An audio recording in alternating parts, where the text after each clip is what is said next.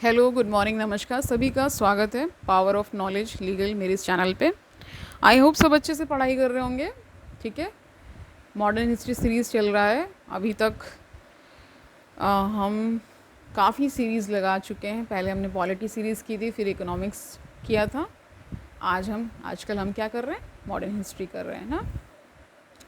तो अभी जो हम प्रेजेंटली जिस चैप्टर को डील कर रहे हैं वो है द नेशनलिस्ट मूवमेंट 1905 से लेकर के 1918 तक। जितने भी ये टाइम पीरियड के दौरान जितने भी क्रियाकलाप हुए, जो भी गतिविधियाँ हो रही हैं, जितना भी देश में मूवमेंट है ना, बहुत जगह जगह प्रोटेस्ट, ये सारी चीज़ें चल रही हैं, उसके बारे में जान रहे हैं। और सभी को पता है मॉडर्न हिस्ट्री बहुत ही इंटरेस्टिंग लगता है, क्योंकि ये बहुत ही रेलिवेंट भी लगता है। हम उसमें बहुत सारा इंटरेस्ट ले पाते हैं, इसलिए और भी खुशी मन होकर के पढ़ते हैं। तो आज हम क्या ले रहे हैं, the nationalist and the first world war, home rule league लेंगे, और एक दो टॉपिक अगर इसमें और होंगे वो लेंगे। कल परसों तो हम इस चैप्टर को भी कंप्लीट कर लेंगे। काफ़ी लेंथी चैप्टर हैं, क्योंकि बहुत सारे इवेंट्स हैं जो हमें जानना ही चाहिए। तो शुरू करते हैं आज का session. Let's get started. The nationalist and the first world war. In June 1914, the First World War broke out between the Great Britain, France, Russia and Japan on one side. जून 1914 में क्या हो रहा है, फर्स्ट वर्ल्ड वॉर, पहला विश्व युद्ध शुरू हो चुका है। किसके किसके बीच में? एक तरफ कौन है, ग्रेट ब्रिटेन है, फ्रांस, रशिया, जापान एक साइड है। ठीक है, joint letter by Italy and USA, बाद में यूएसए और इटली ने भी इसको ज्वाइन किया था। And Germany, Austria, Hungary and Turkey on the other. और दूसरी पार्टियां जिनके बीच युद्ध होगा वो कौन है, Germany, Austria, Hungary and Turkey. Okay, on the other. In India the years of the war mark the maturing of the, एक तरह से कह रहे हैं ना कि देखिए, कुछ भी अगर विश्व स्तर पर होगा तो फिर नेशन वाइज भी फ़र्क पड़ेगा ना। तो वैसे ही इंडिया में भी इसका फ़र्क पड़ रहा है, इंडिया को भी फ़र्क पड़ रहा है। In the beginning the Indian nationalist leader including Lokmanya Tilak who had been released in June, इसी समय कौन रिलीज, तिलक भी, बाल गंगाधर तिलक, हाँ, वो उनको भी जेल से रिहा किया जा रहा है। Decided to support the war effort of the government in the mistaken belief that grateful Britain would repay India's loyalty with gratitude and enable India to take a long step forward on the road to self government। अच्छा, वो साथ इसलिए दे रहे हैं world war में Britain का, कि उनको लग रहा है कि अगर हम उनका साथ देंगे तो ये भी हमें क्या सहयोग करेंगे अपनी गवर्नमेंट बनाने में ना, इसलिए वो ऐसा कर रहे हैं। वो उनकी तरफ से गलती थी। They did not realize fully that the different powers were fighting the First World War precisely to safeguard their existing colonies। अब उनको ये चीज़ नहीं समझ में आई होगी कि ये सब जो वॉर हो रही हैं वो किस लिए हो रही हैं, कि वो अपनी जहाँ उन्होंने जिन देशों ने अपनी दूसरे देशों में जो कॉलोनीज बनाई थी उनको प्रोटेक्शन के लिए वो लड़ाई लड़ रहे थे ना, अपनी एक तरह से सर्वोच्चता के लिए, कि सुप्रीमेसी के लिए ना। अब देखिए होम रूल देखिए क्या है। At the same time many Indian readers saw clearly that the government was not likely to give any real concession unless popular pressure was brought to bear upon, hence a real mass political movement was necessary. उनको लग रहा था अब एक बड़ा आंदोलन बहुत ज़रूरी हो गया है। Some other factors were leading the nationalist movement in the same direction. The world war involving mutual struggle between the imperialist powers of the Europe destroyed the myth of racial superiority of western nations over the Asian nations। देखिए western Nations क्या समझ रहे थे कि हम superior हैं, और वो सुपीरियरिटी किन के ऊपर दिखा रहे थे, एशिया के जो कंट्रीज़ हैं, एशियन नेशन के ऊपर दिखा रहे थे ना। Okay, fine. Moreover, the war led to increased misery among the poorer classes of Indians. For them, the war had meant heavy taxation and soaring prices of the daily necessities of the life। देखिए इस war की condition में जानते हैं चीज़ें क्या होती हैं, घटने लगती हैं तो उनके दाम बढ़ने लगते हैं। बहुत सारा टैक्सेशन लगाया जा रहा था, और क्या हो रहा था, बहुत सारा, क्योंकि बहुत सारा वेस्टेज भी होता है ना वॉर में, कहीं कुछ लग रहा है। तो वॉर बेसिकली अगर कोई भी कंट्री अगर लड़ता है तो 10 सालों पीछे चला जाता है अपनी प्रोग्रेस में, ये कहा जाता है। ठीक है, अब देखिए क्या हो रहा है।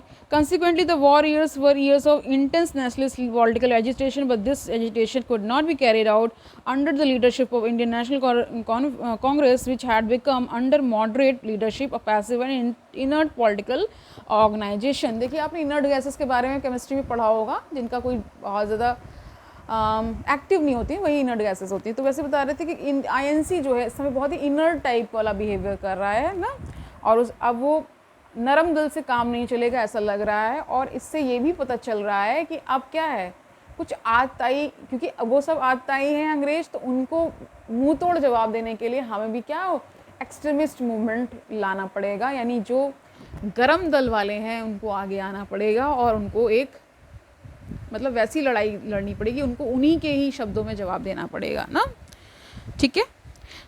Therefore, 2 home rule leagues were started in 1915 से 16 तक, one under the leadership of Lokman Tilak and other under the leadership of Annie Besant, an English admirer of Indian culture and the Indian people, and S. Subramaniam Iyer, ठीक है। The two home rule worked in cooperation and carried out intense propaganda for all over the country in favour of demand for the grant of home rule और self government. यानी home rule का मतलब है कि स्वशासन, यानी अपना शासन हमें चाहिए, हमको अपनी गवर्नमेंट चाहिए, ये विदेशियों की गवर्नमेंट नहीं चाहिए। तो इसके लिए 2 तरह के होम रूल स्टार्ट किए गए, एक बीजी तिलक ने स्टार्ट किया था, दूसरा एनी बेसेंट ने, ठीक है, फाइन। अब इसमें देखिए तिलक क्या कह रहे हैं। It was during this agitation that Tilak gave the popular slogan, क्या स्लोगन उन्होंने दिया था, home rule is my birth right and I will have it, यानी स्वराज जो है हमारा क्या है, जन्म सिद्ध अधिकार है और मैं इसको लेकर रहूँगा। The 2 leagues made rapid progress and the cry of home rule resounded na? Throughout the length and breadth of India. Many moderate nationalists who were dissatisfied with the Congress inactivity joined the home rule agitation. The home rule league soon attracted the government's anger ना, इसने जल्दी ही क्या उनका ध्यान आकर्षित कर लिया अंग्रेजों का ना। In June 1917 Annie Besant was arrested. Popular protest forced the government to release her in September 1917। देखिए जून 1917 में एनी बेसेंट को भी अरेस्ट कर लिया जा रहा है, उनको रिलीज़ कब किया जा रहा है, सितंबर में, यानी कि 2 महीने लगभग उनको रखा गया है।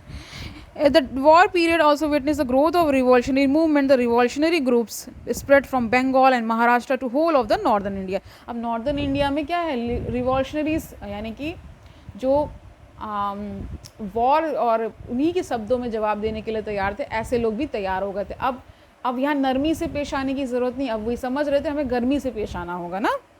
देखिए कई चीज़ें ऐसी हैं, इतिहास हमें सिखाता है कि जैसे मान लीजिए महाभारत का युद्ध ही है, कृष्ण तो गए थे शांति का संदेश लेकर, बट वो नहीं माने तो क्या हुआ, फिर युद्ध हुआ। तो वही कहा जाता है कि वॉर लास्ट सिचुएशन होती है, लेकिन कभी कभी क्या होता है कि वॉर निर्णायक होता है ना, त्वरित रिजल्ट देने वाला होता है, ठीक है।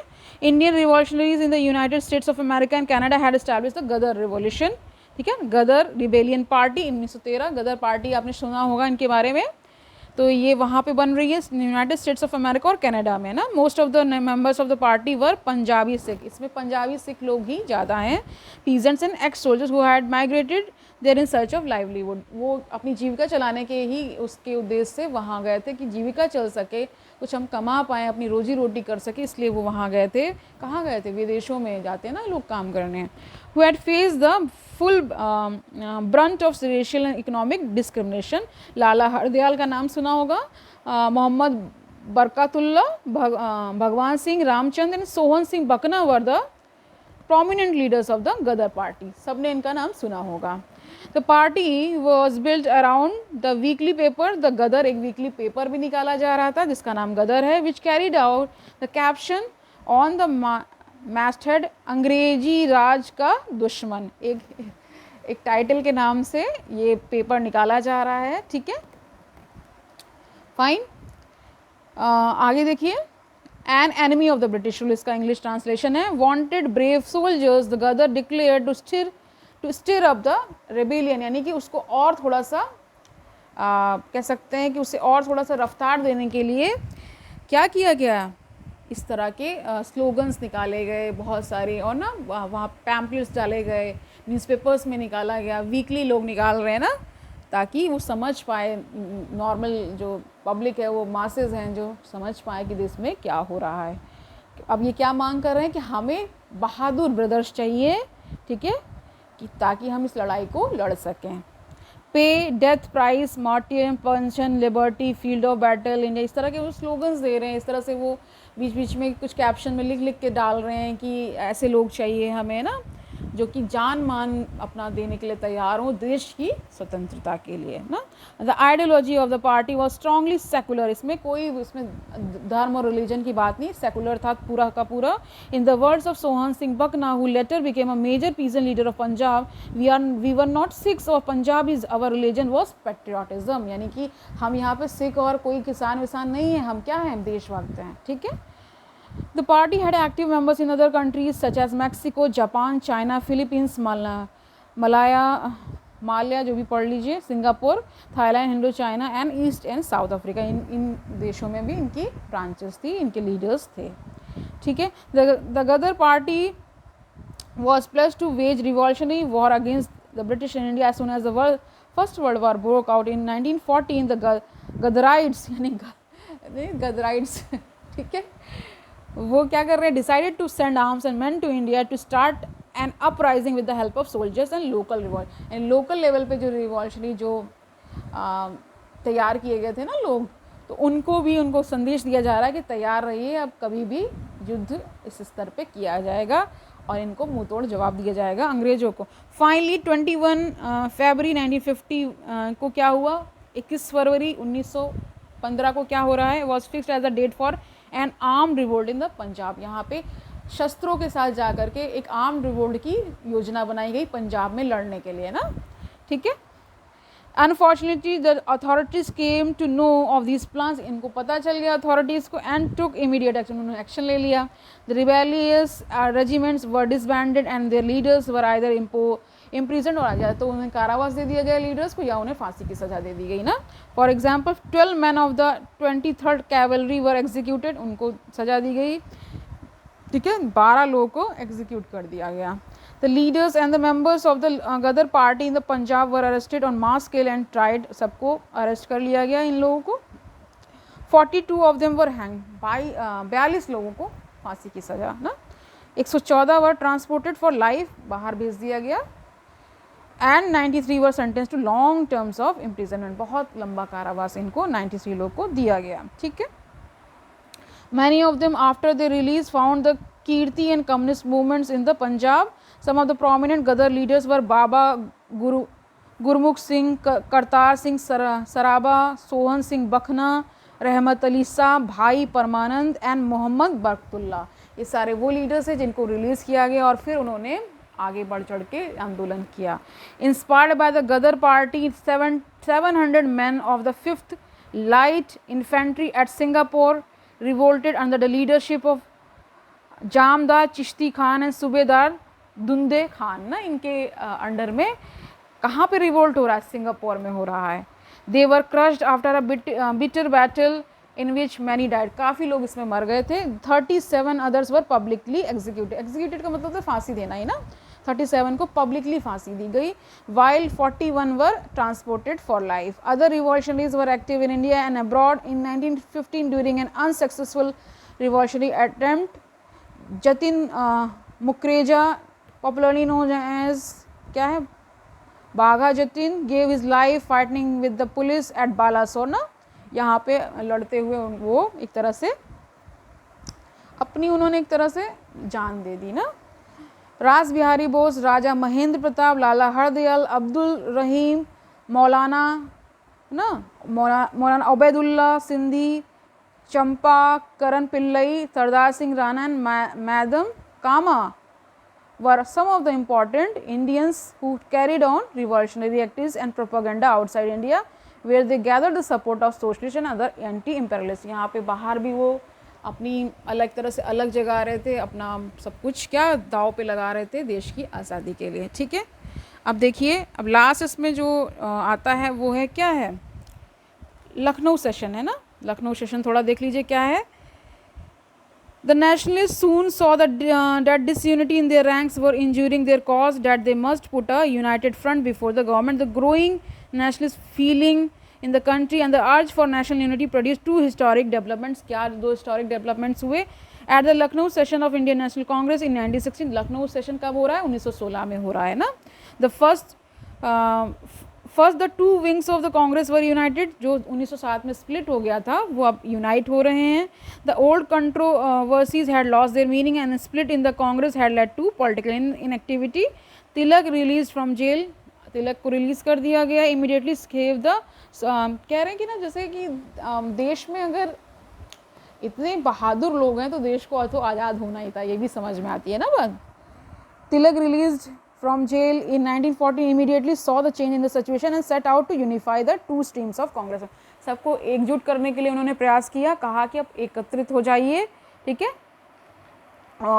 On the other hand, the rising tide of nationalism compelled the old leaders to welcome back into the Congress Lokman Tilak and other revolutionary nationalists. The Lucknow Congress was the first united Congress since 1907. वही जो मैंने बताया ना. It demanded further constitutional reforms, a step towards self government की तरफ ये आगे बढ़ रहे हैं कि हमें ये चीज़ चाहिए, ठीक है. Second, at Lucknow, the Congress and the All India Muslim League sang their old differences and put up common political demands before the government. अपने जो उन्होंने मतभेद आ गए थे ना, उन सबको त्याग दिया और डिफरेंसेस को सॉल्व कर लिया और कहा कि अब हमें दोनों हिंदू मुस्लिम यूनिटी बहुत ज़रूरी है और हमें क्या चाहिए, हमें अपना रूल चाहिए, होम रूल चाहिए, ठीक है. Okay, fine. The war period witnessed further development in that direction. Consequently, in 1914, the government suppressed the publication of Al-Hilal of Abul Kalam Azad. ये पेपर वही निकालते थे ना, अबुल कलाम आज़ाद ना. Al-Hilal, अच्छा क्वेश्चन है, बन सकता है. And the comrade of मौलाना मोहम्मद अली. ये comrade भी क्या है, एक पत्रिका ही है, पेपर ही है ना.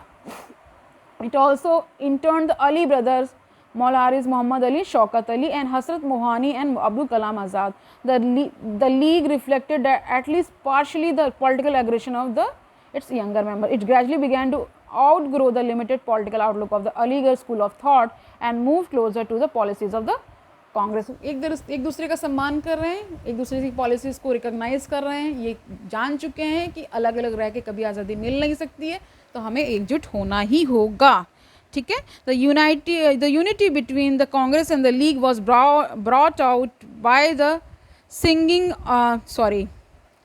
of the Congress League Pact, properly known as Lucknow Pact. इन दोनों के बीच में पैक्ट साइन हो रहा है, उसी को क्या कह रहे हैं, कांग्रेस और मुस्लिम लीग का जो पैक्ट साइन हो रहा है वही लखनऊ पैक्ट कहलाता है ना. An important role in bringing together was played by Lokmanya Tilak and Mohammad Ali Jinnah. इन दोनों लोग के प्रयास से ही दोनों लोग एक साथ आए थे, दोनों पार्टीज, यानी कांग्रेस भी और कांग्रेस का यहाँ मतलब INC इंडियन नेशनल कांग्रेस से है और मुस्लिम लीग ना.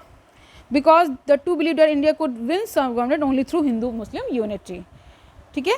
तो आज से ये कंप्लीट हो जाता है चैप्टर. आई होप आपने अच्छे से पढ़ लिया होगा, ठीक है. एक एक चीज़ को लेते हुए चलेंगे. कल से हम स्टार्ट करेंगे स्ट्रगल फॉर स्वराज और इसका टाइम पीरियड क्या है 1919 से लेकर के 27 तक, 1919 से लेकर के 27 तक. ओके, कल मिलते हैं. अच्छे से पढ़ाई करिए, कल मिलते हैं. All the best.